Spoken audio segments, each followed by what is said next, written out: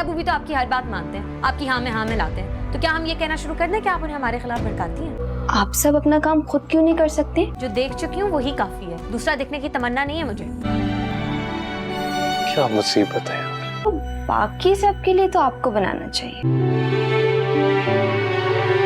ये जंग मेरी है और मैं ही लड़ूंगी। मेरी वजह से आपको कभी कोई दुख नहीं मिलेगा।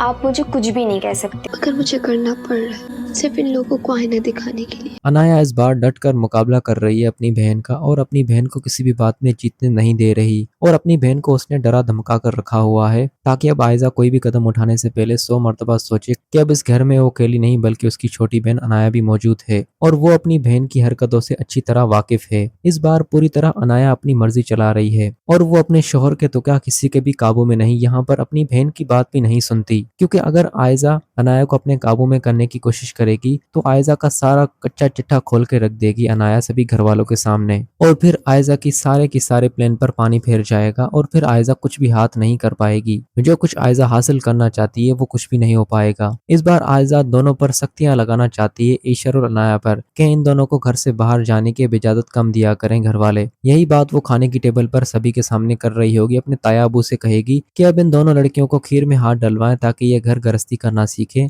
और बाहर के माहौल से थोड़ा डिस्टेंस मेंटेन करे। लेकिन इस बात पर ईशल को तकलीफ होगी और ईशल इसी बात पर अपने शौहर से डिस्कस करेगी कि भाभी को क्या जरूरत है हमारे मामलात में बोलने की। और दूसरी बात, जब ईशल और आशिल आयजा भाभी को बताकर गए थे कि वो लोग बाहर जा रहे हैं घूमने के लिए, जब आयजा उन दोनों को कॉल करती है तो यहाँ पर आशिल उसे बता भी देता है कि मैं और ईशल आइसक्रीम खाने गए थे। लेकिन फिर भी वो घर में इस तरह का तमाशा बनाती है जैसे आशिर ने उसे कुछ भी नहीं बताया और ना ही घर में किसी को मालूम है और घरों का माहौल ऐसा बना देती है जैसे दोनों बाहर से आए तो दोनों को ताया अबू डांट दे। लेकिन आशिर तो अपनी भाभी को पहचान नहीं पा रहा, लेकिन ईशल उसे पहचान चुकी है और ईशल अच्छी तरह समझ चुकी है कि भाभी हम दोनों को खुश नहीं देखना चाहती और आयजा भाभी को क्या जरूरत है हमारी जिंदगी में टांग अड़ाने की। जब तुमने आयजा भाभी को बता ही दिया था कि हम आइसक्रीम खाने गए हैं तो फिर भी उन्होंने घर में सबसे ये क्यों कहा कि वो दोनों पता नहीं कहाँ गए हैं, किसी को बताकर भी नहीं गए। लेकिन आशिर आयजा को समझाने के बजाय अपनी बीवी से लड़ पड़ेगा और अपनी बीवी की हर छोटी छोटी बात पर आर्ग्यू करने पर उसे तंज करेगा, उसे डांटने लगेगा। जबकि उसकी बीवी ईशल बिल्कुल ठीक बात कर रही होगी, लेकिन फिर भी आशिर आयजा को बातें सुनाने के बजाय वो ईशल को बातें सुनाएगा। और आयजा यही तो चाहती है कि आशिर और ईशल के दरमियान छोटी मोटी नोकझोंक की वजह से बड़ी लड़ाई हो और वो उन दोनों के दरमियान फासले और दूरियां बढ़ने लगे, क्योंकि आयजा सब कुछ अपनी मुट्ठी में करना चाहती है। लेकिन अब उसकी बहन जब उसके घर में आई है तो अब उसके लिए आसान नहीं होगा सब कुछ हासिल करना, क्योंकि कल तक अनाया जितनी कमजोर थी आज अनाया उतनी ही ताकतवर बन चुकी है। अब उसके सामने तो आयजा की दाल नहीं गलने वाली, लेकिन ईशल भी इतने आराम से आयजा के काबू में नहीं आने वाली। बहुत जल्द आयजा जो कुछ भी कर रही है वो सब कुछ सभी के सामने आ जाएगा